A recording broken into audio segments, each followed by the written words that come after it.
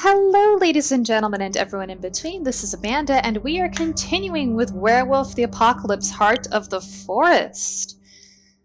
So let's see where this next chapter takes us. I feel like things are happening very quickly now that we've made it past chapter 3. I believe there are 6 chapters in here, so we should be almost done with this game. Chapter 5, The Plan. Ooh.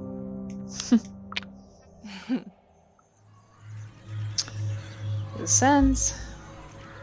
I woke up in my bed in the B&B, and for a moment, I thought the whole werewolf business had been a dream. Then I heard muffled giggling, looked up, and saw Anya and Bartek looking at me from the other bed. They moved really quickly. They didn't waste any time, did they? But good for them. You caught us, but I thought you'd stay with your German friends a bit longer, said Bartek, embarrassed. We knew you were all right, Anya chimed in. There was so much to talk about. I didn't know where to start. I was worried about them, how was I? Well, I guess we're fine, but I'm worried about them. Are you all right? I asked. I was worried about you. Yeah, said Anya, scratching her head. After we separated in the forest, I got lost and Bartek found me, and we, ended up here. Hadn't they seen us? They? Who's they?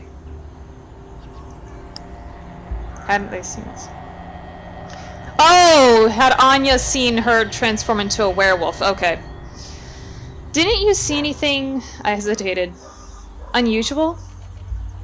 We had to go the long way around to avoid the hunters, but apart from that it was just the forest at night, she said. A bit scary, but nothing unusual.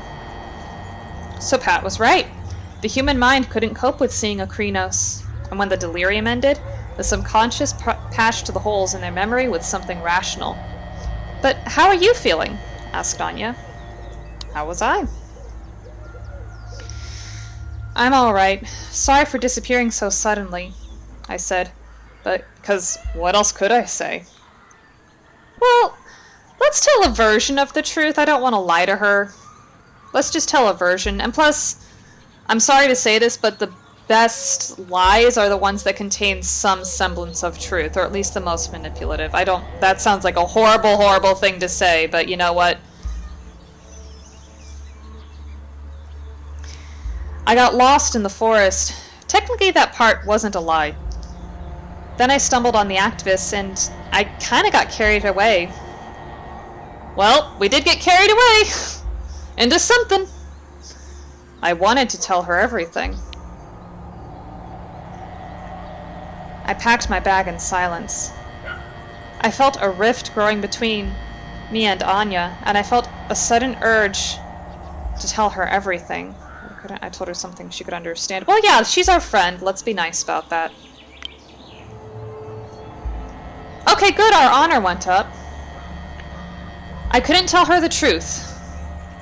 Okay, Emily and I did film another werewolf video where she said something in French, and she said the French word for werewolf was loup-garou, so I'm gonna say garou, probably. I think that's the more correct pronunciation. I couldn't tell her the truth. I was a garou and had a sacred duty to protect the veil hiding us from mortal eyes, but I could tell her something. I learned something important about myself, I said, and I have to follow it for a while. Sorry for the sudden change of plan. I sighed and continued packing. So, are you leaving? Asked Bartek. What about the forest? I didn't know how to answer. I shrugged.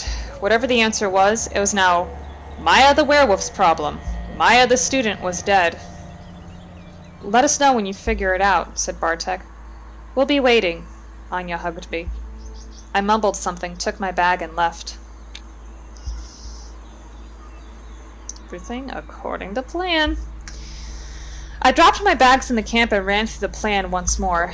They expected me to act like a theurge, but we'd also discussed other plans, both more mundane. Philodox, justice, retribution. Theurge spirits, rituals, Bangladesh. Trick subterfuge.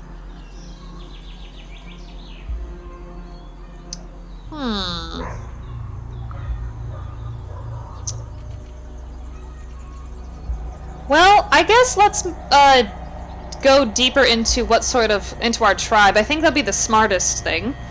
Because I did like the way our tribe sounded, like how we're supposed to be the wise ones, the healers. Okay. The Tempest. I needed to talk to the spirits of the forest, and for that I needed Lisa's help. Until I came along, she was the only shaman in the 2 packs, so she was happy to finally have an apprentice. I had a lot to learn. Yeah, and plus we didn't really get a chance to talk to Lisa that much. I mean, I kind of forgot about her and Pat, to be honest. So okay. Before I could face the spirits, I had to attune to the Pushcha and learn the proper rites and meanings of addressing the spirits. Finally, we were ready. Okay, there we go. Our wisdom went up. That's good. After a few days of camping in the forest, fasting and meditating, Lisa said that I was ready. The spirits of the forest were waiting. Sacred hunt. The sun was setting. We stood in the middle of the clearing and waited. Nervous? No, let's not be nervous.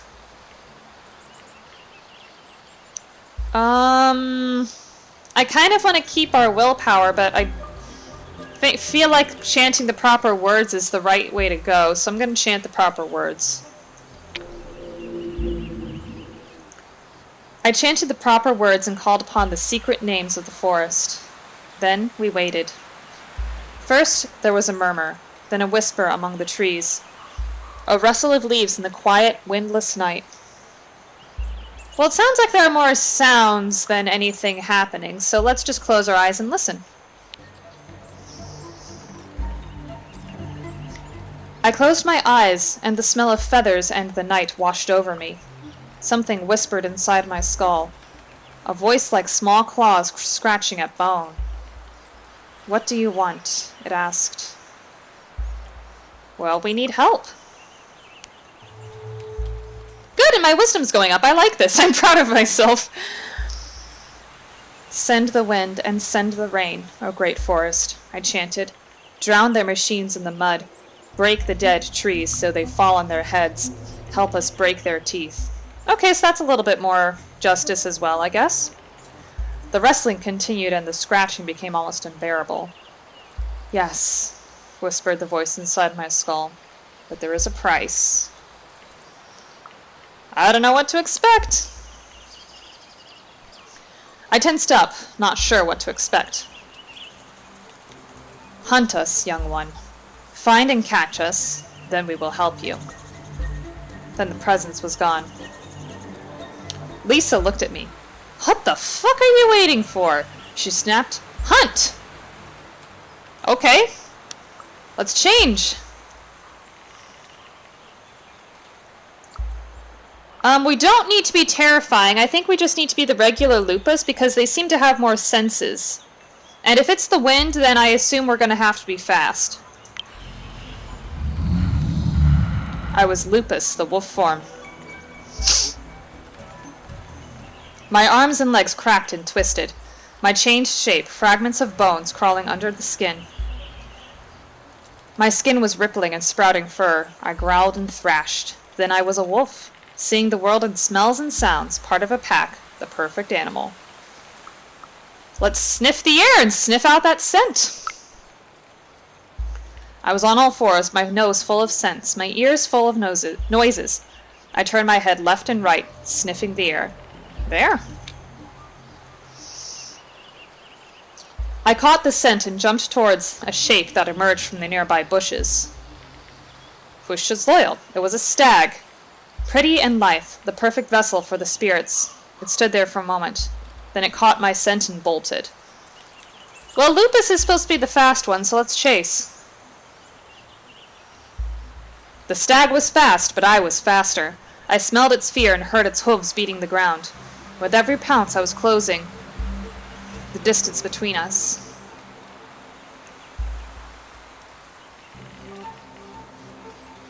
I guess let's focus on the hunt.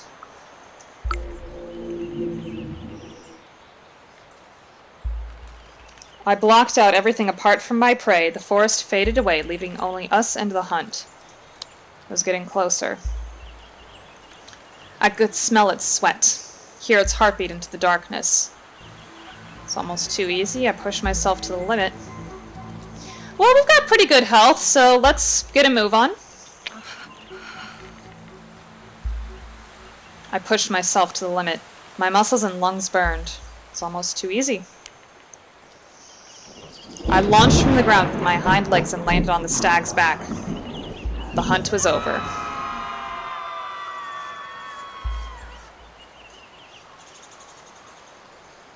Let's hold the prey down. I changed to get a better grip. I was Glabro, the near-human form. The pain was stronger than I ever imagined. I felt my muscles spasm as they rearranged themselves. My jaw cracked and my mouth filled with blood. I clenched my fists and claws drove into my palms. I screamed. When I rose, panting and sweaty, I was more than human. I was Glabro, wolfish, strong, scary.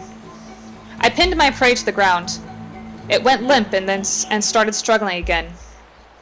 I realized the spirit I was chasing was already elsewhere, but it was too late. Something moved behind me. Something moved behind me. Something big.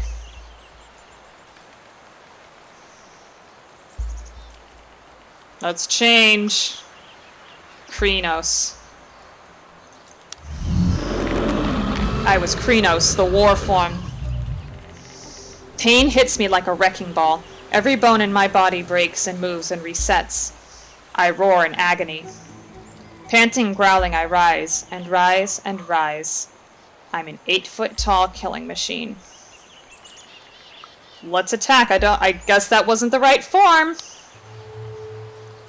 Oh no! Pushta's not loyal anymore!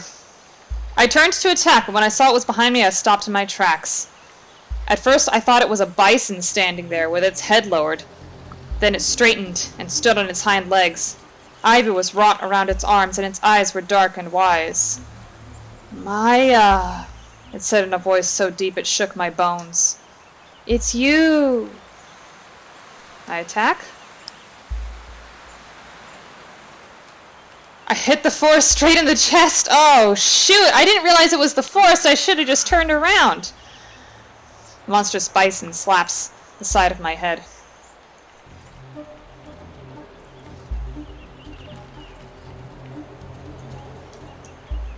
Ugh. I hate that our willpower is gone. Oh well.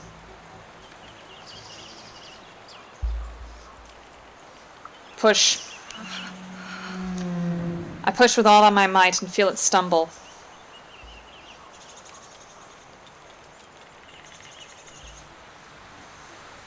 I'm relentless. The fight was hard, but I'm relentless. We fight, and nothing else matters. Suddenly, the beast collapses and almost crushes me. Barely escaped. It was Hamid, with keen eyes, nimble fingers, and a silver tongue, a wolf in sheep's clothing. I rolled away at the last moment. I stood up. Oh, now she's loyal again. Okay. I rolled on the ground and stood up. The spirit was looking at me with dark, inscrutable eyes. You fought well, it said, its voice like a clamor of birds now. We will help you. I bowed. Okay, so now we've got glory, more wisdom, and honor. That's great. I bowed my head. Thank you, I said. When I looked up, the spirit was gone. But I knew the Pusha was watching and waiting for my sign. A moment of triumph. I couldn't wait for the Sept meeting that morning. Closing the deal with the spirits was my rite of passage, and I knew that I did great. I couldn't believe that I made it so far. We met soon after the sunrise. We met soon after the sunrise on the same clearing, where I woke up for the first time as Garou. Lisa looked at us all and smiled. Our patrons were looking at her expectantly, so she stepped toward the center of the clearing. I am the third of this sept, and I'm here to make sure we do things the right way. I held my breath. She turned to me and I held my breath. Maia, come forth. Are you a cub who seeks recognition as an adult? Well, yeah, let's answer. Let's not be rude. I am, I answered solemnly. Are you an applicant to a tribe? Lisa asked again. I confirmed. I am, I answered. Who speaks for the cub? Asked Olga, stepping forward. I do, Lisa answered. I am Zorya the Sibarak, third of the Morning Wolf Mother Pack. I observed the cub on her mission, and I am here to tell the story. But I have to take a new name. Because I feel like the first one is mocking her. Okay, so I guess if I picked the other two, then I would have been able to change which tribe I wanted to be. I could be part of. So I think I do like that. You know, you're not just stuck. But let's see. What I have to take a new name. I guess they all had secret werewolf names. It made sense. A new life demanded a new name. Would I also have to take a new name? Has the cub passed her challenge? Asked Olga. Let's hold my breath. I knew how it all happened, but I held my breath, nevertheless. She succeeded, was the answer, but it was pure luck. She's not ready. Olga turned her head. She succeeded, and that means she's ready. Olga shook her head, sorry. She succeeded, and that means she's ready. Lisa turned to me. Have you chosen your name? Lisa turned to me. My new, secret name. Suddenly I remembered my grandfather talking about his old friends. He never used their real names. They were always Thunder or Gray or Needle. I'd always thought it was a guerrilla thing, some kind of war names. Now I wasn't so sure anymore. How to capture my whole life, my aspirations, my personality, and my heritage into one name. I cleared my throat. Missed a name with more than one meaning. Akura, which is Polish for gale. High in a tree in the forest. Enigma.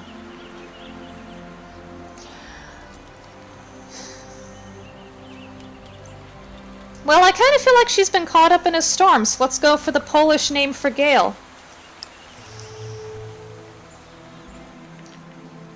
My new name is Vakura, a gale, I answered, thinking about the wrath of the forest spirits, unseen and yet impossible to ignore. As for the tribe... Choosing the tribe was another matter. I wanted to be a Black Fury, I wanted to be a child of Gaia, I wanted to be a Glasswalker, I wanted to be a Bone Gnar. Well, I thought we were supposed to be a Thurge. It was complicated?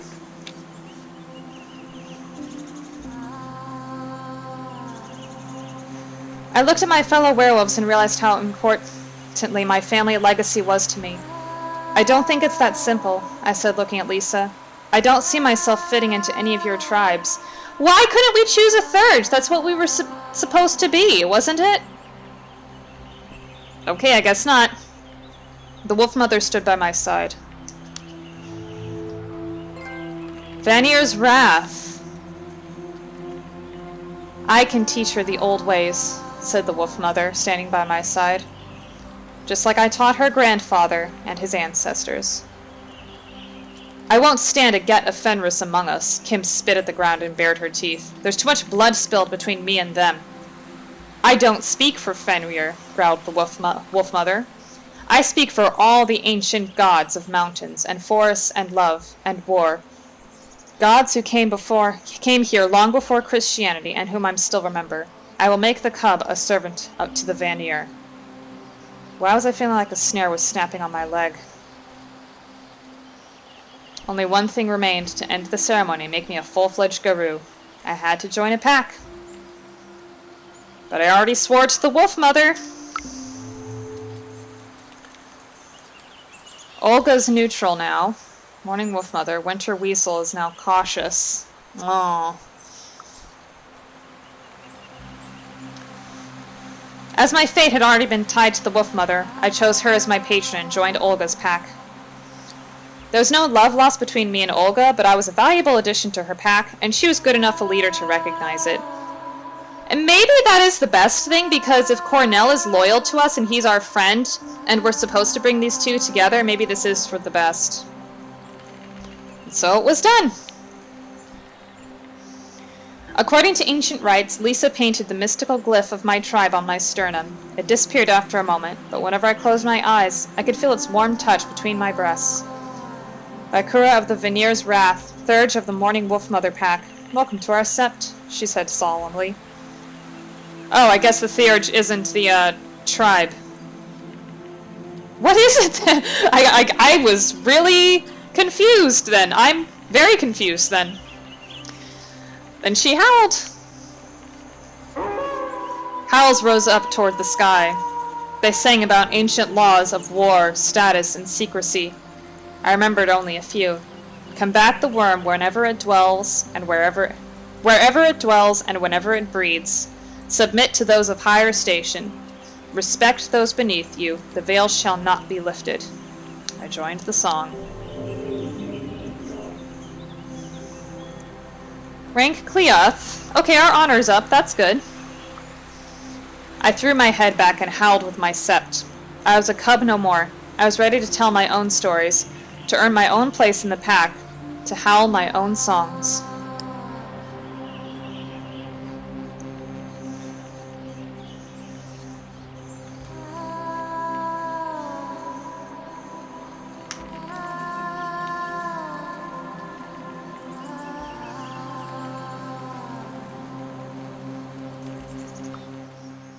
Okay, yeah, another short chapter, so let's go ahead and continue with chapter 6. I think this may be the last one, if I read this game properly. Chapter 6, The Storm. And let's start. Dust to dust. It was one of those blistering summer days when the asphalt melts, the grass withers, and the air smothers those brave enough to step outside. Despite the heat, it felt like the whole village was at the funeral. It was moving. I stood there surrounded by people weeping over their loss. Looking at the rosaries they clutched in their fists, something tightened in my chest. One of the hunters had been found dead near the place of power. Nobody knew exactly what had happened to him. There were whispers of rabid wolves. It was our doing.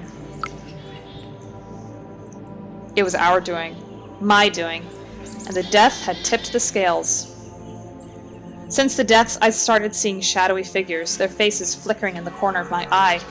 Were they just figments of my imagination, or my own pack of hungry spirits following me, waiting for my mistake? I could feel the tension seething around me. This death, this funeral had pushed the community, already weary and frightened by the recent disappearances in the forest, to the edge. The world was watching. The press had swarmed to the funeral like flies. I could hear them squawking about how both sides of the conflict were escalating the situation. The police were watching the crowd with disinterest as they leaned lazily against the trees. It had become political. Suddenly, Puszcza Białowieża had become politically charged, and the hottest place to be in Poland. And it wasn't the only local politicians and activists from both sides who'd caught wind of the commotion.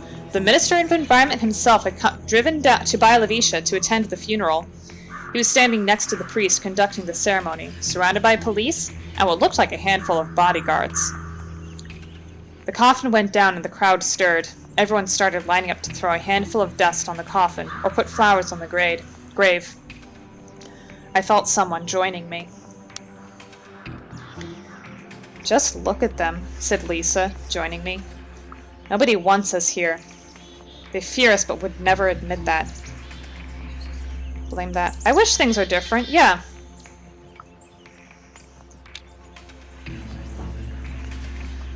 They have their reasons, I sighed. I wish things could be different.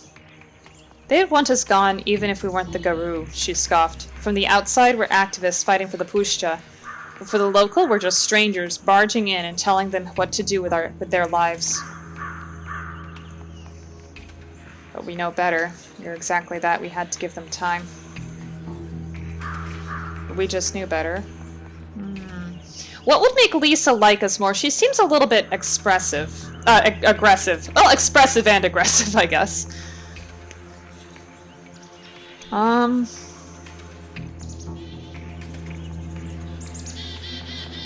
I also want to get some rage up, so I'll say, but we just knew better.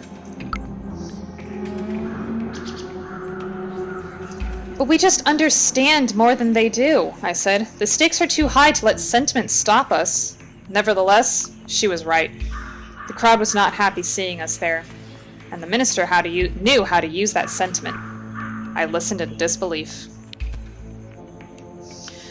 I watched in disbelief as the priest handed him the mic. He wasn't someone you'd call a good speaker. He repeated some platitudes, but it was clear he'd only come to show his face and tighten the leash on the local locking companies. The crowd listened, silent. It's our move. Because I don't believe it's entirely all of our doing. I believe that, you know, both are moving along, are pushing this conflict forward. I realized the conflict was only going to escalate, but with the forest on our side, we could end the logging at any time. Ready to defend ourselves, ready to negotiate. Well, let's negotiate. There's a will, there's a way. There'd been a storm the previous night, but when the final showdown started, the sun was at its most merciless, and the world was almost white with heat. The air smelled of herbs, bark, and tree sap. Insects buzzed lazily in the high grass, stunned by the summer sun. We were setting up the protest. The day was stifling as we set up the protest. The whole clearing was decorated with banners, and we all had our placards. The banner we hung on the National Park headquarters the week before was just a warm-up. "Wood is the enemy of the forest" was our main slogan, but there were many more. My sign conveyed my anger. I wanted to protest against greed. I wrote something constructive. Well, let's write something constructive and not be seen as, like, you know, completely angry. "Make the whole Puszcza a national park," demanded my sign. It was a viable solution. It was a viable solution, I thought. The whole Puszcza would be protected, and people could still earn money on tourists. There weren't so many of us, but everyone in the clearing knew why they were there. The Puszcza was watching us. The Puszcza was watching us. Every time a gust of wind was bringing the wet smell of the forest to my nostrils, I felt her strong, steadfast presence. She knew that we were doing everything in our power to save her. Heavy clouds were hanging low over the trees. The spirits were gathering to support us in the final moments. I felt the forest's presence. I could feel the immense presence of the forest, whose life was a myriad of smaller lives, interconnected into one superorganism. Then I looked at us and them and smiled bitterly, because I realized that both sides of the conflict saw the others as a sickness, and themselves as the cure. Pressure was almost palpable, and tempers were flaring. I looked at my pack. "Everyone knows what to do?" Olga asked, looking at the pack. "I'll keep the security guards occupied," nodded Lisa. "And I'll guard the Puszcza's perimeter," growled Daniel. I glanced at the weasels. The weasels were in their position among the protesters, and agreed. That left the cops to me. Kept my eyes on them. It wasn't too late to negotiate. Well, let's not be aggressive here. Oh, Olga's cautious with us now. "I think we should keep talking," I said. "It's not too late for a peaceful solution." "Yeah, good luck about that," Olga nodded with a bitter expression. Cops were gathering. The police were nervous, huddling in groups and shouting at each other, and everyone who was in the way. They clearly didn't want to be there. Something was up. Okay, I regardless of what Olga feels, I kind of like this, because the police are sympathetic to me. It was apparent they were waiting for something. Then it reached boiling point. It reached boiling point when the minister arrived for a photo op. Bad feeling about it all. We'd attracted some attention. We could use that. Oh, we could use that, actually. I took it is a good sign. We could use his presence to our advantage. In more ways than one. Calm down slightly. Ooh, I'm losing some rage. He posed and played the great statesman while the bored journalist took pictures and asked prearranged questions. Just another day in the media circus.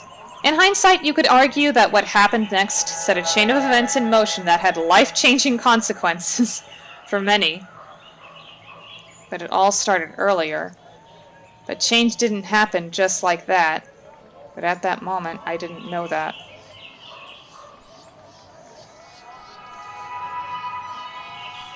Technically, it all started earlier because all of our choices led us to this point, so it all started earlier.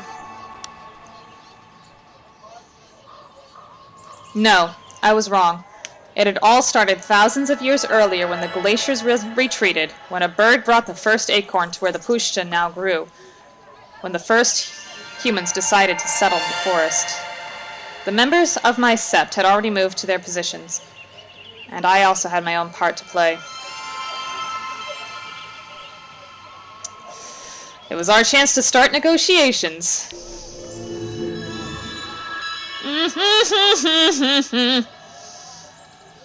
If you think there's any sense in talking to... Oh, Olga raised her eyebrow.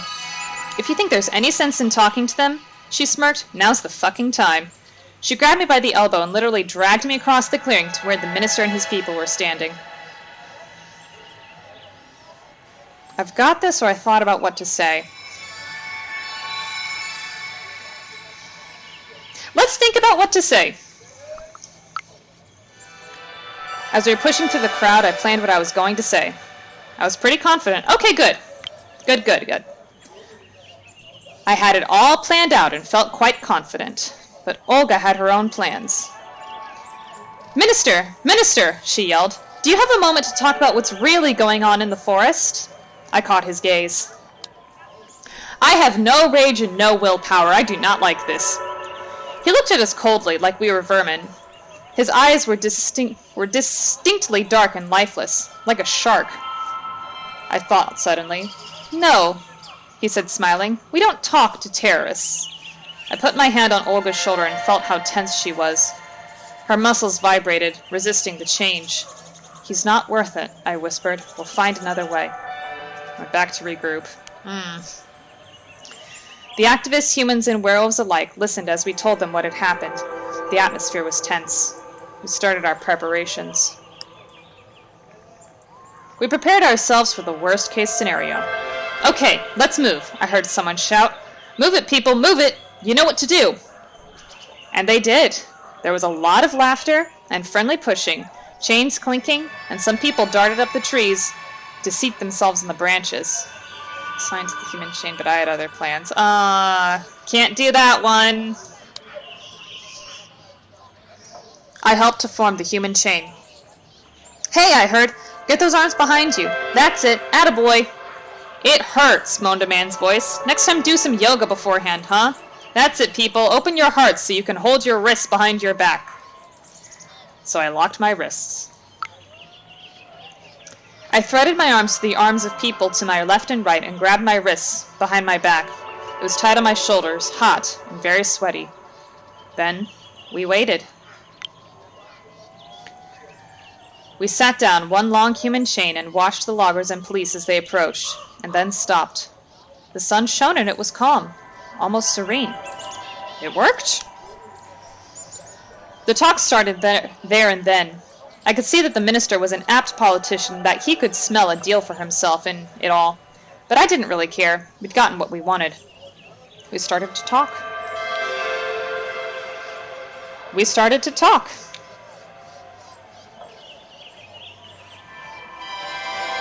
When the talk started, we weren't alone. The sudden storm that evening made us all huddle in makeshift tents, and the forced closeness helped to break the ice. Many old, rotten trees were toppled by the wind, and we used the occasion to move the discussion from trees being cut down to whether fallen trees should be removed. So we started talking, and it became big. I don't know what tipped the scales in the end. The press, the international attention, the local interests coming together, our passion. Talks weren't easy. Finally, an agreement was within our reach, but the talks weren't easy. The state forests, the woodworkers, the local population, ecologists, scientists, activists, everyone wanted something.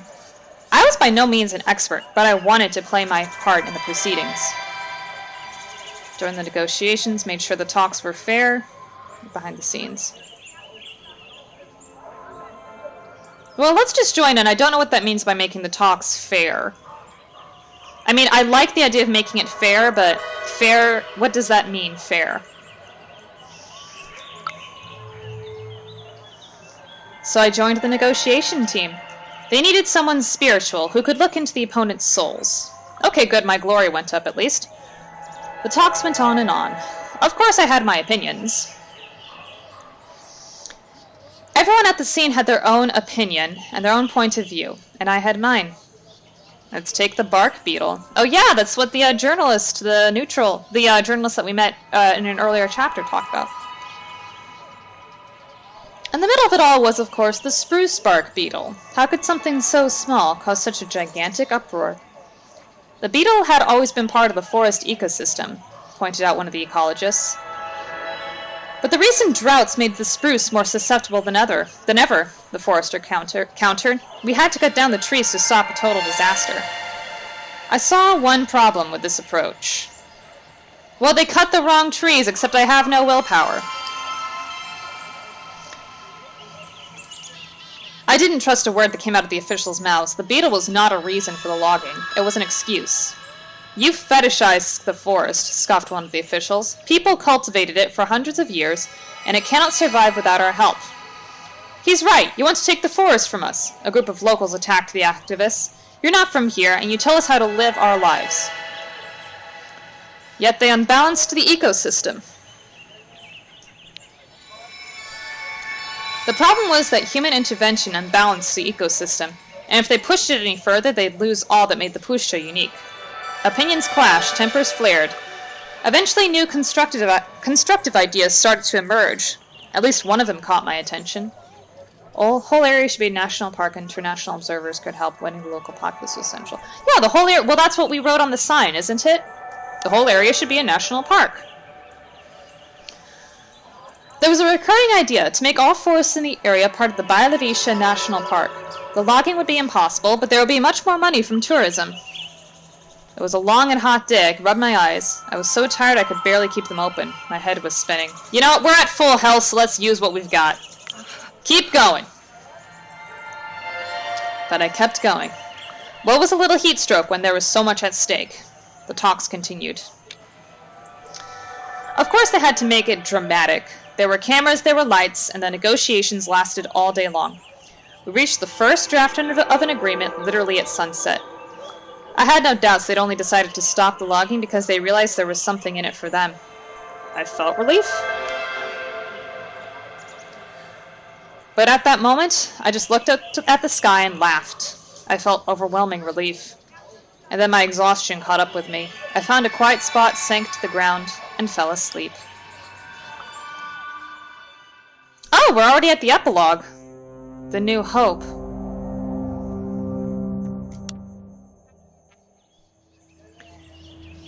I never thought it would end like this. The humans surprised me.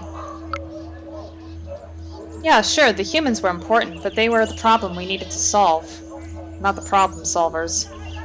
And yet, in the coming weeks, they proved to be just that. They had plans for education, for patrolling the forest, for making a permanent camp nearby the Visha. I felt cheated of my victory, didn't know how to process it. I felt relieved. Well, don't be selfish. Feel relieved that the actual forest is, like, being protected. And that you don't have to do this by yourself.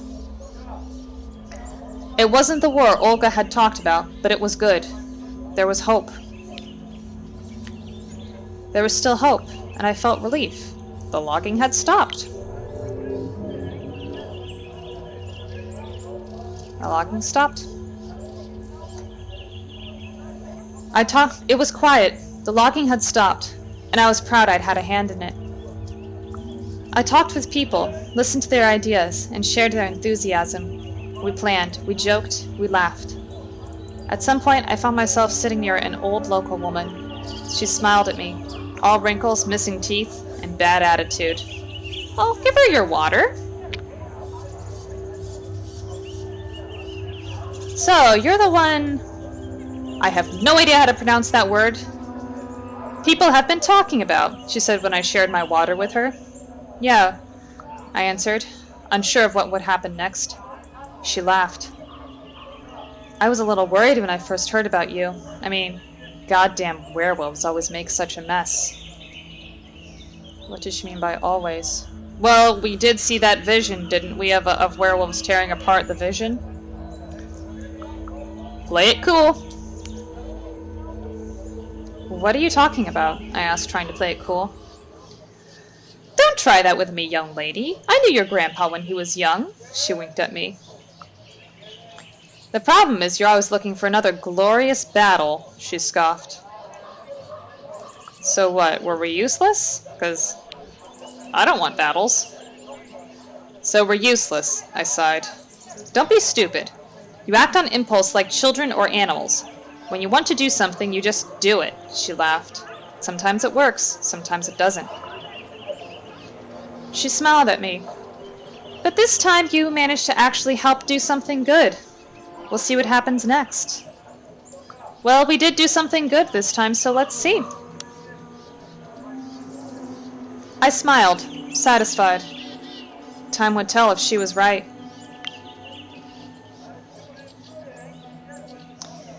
We gathered at the clearing in which I'd first woken up as a guru. Lisa stood in the middle of the clearing, the wolf and the weasel by her side. Now, she said, looking at Cornell and Olga, you two, you need to solve this. Today. Olga nodded. There was anger in her eyes. It won't last. The peace won't last, she barked at Cornell. I should have stopped you. Then we wouldn't be in this situation.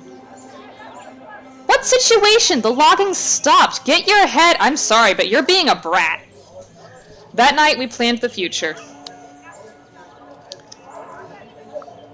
That night was long and full of hope. Olga tried to keep the sept together. Olga talked with Cornell and Kim and Pat for a very long time, trying to convince them to stay in Maia the. They weren't fond of that idea. I managed to convince them. I watched them go. I went with them. No, convince them to stay. That's what we're supposed to do, right? Somehow, I managed to convince them. We've been through too much shit together to just part ways like that. Lisa and our patrons made sure that we did right by Guru law and the sept matters were resolved. But more had happened that summer. But it didn't cover everything that had happened that summer, though, so some consequences would have to unravel with time. Anya and Bartek were still alive. Why is them being alive a bad thing? Despite everything that had happened, Anya and Bartek were still alive. They had a summer fling they would both remember for a while. Okay, good, it's not a bad thing. We would disappear from each other's lives slowly, our paths too different to keep up with each other. But it was all still ahead of me. For now, the first chapter of my new life was coming to an end. I'd come there because of the forest. I'd come to Via Lavisha to learn about the forest, and now I knew it. I was part of it, its protector and its weapon. But I loved the Pusha, and I knew she was watching over me.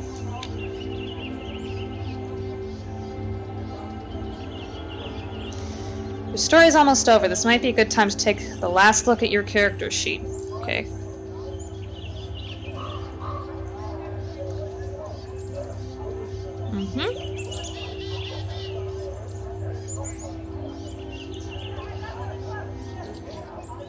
Okay, good. I have wisdom and honor.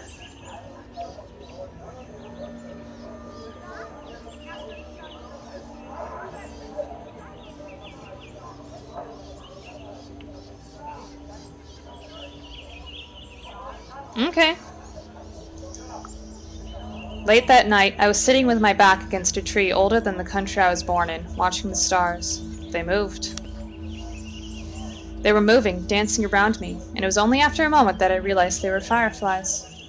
I watched the bugs glowing with their inner light, writhing fleeting love poems in the dark vellum of the night. I watched them with a smile. I smiled, thinking about their brief, beautiful, intense lives. Then I stood up and went back to our camp. We still had so many important things to do.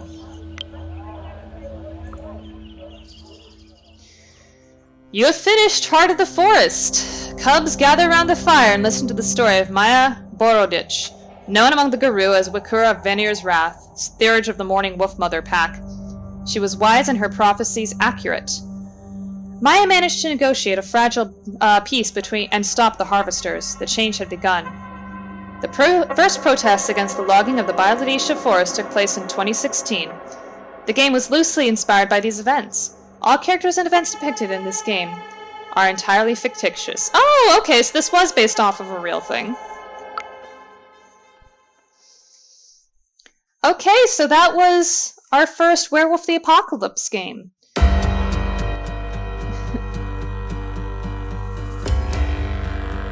Our pack. Okay, this is the credits then. Alright, so let me think.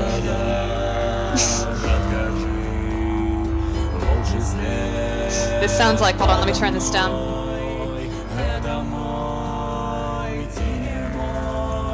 So thoughts. I liked it. I felt that it could have been expanded through like maybe 2 more chapters to help with the whole character development, because to me, I didn't particularly like that we were just bitten by these people. We didn't really have the choice if we wanted to be Guru or not, and then we were just expected to be these people's friends. We had spent time with Bartek and Anya and like built friendships with them. Because how I would have handled that, maybe you could have like made a bit more conflict between the 2 packs, like say yes, let's bite her no matter what, and say no, it has to be her choice, and then have someone bite us anyway.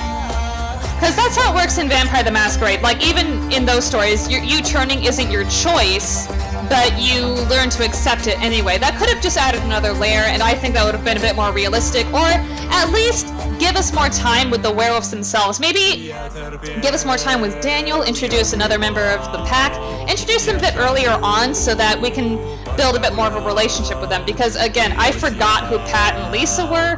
I, barely had any interaction with Olga before we returned. Again, I found this a bit wordy. I don't think that was a bad thing, because Werewolf the Apocalypse, Werewolf the Apocalypse, I can tell it's more about, like, humans versus nature, whereas Vampire the Masquerade is, like, humans within themselves.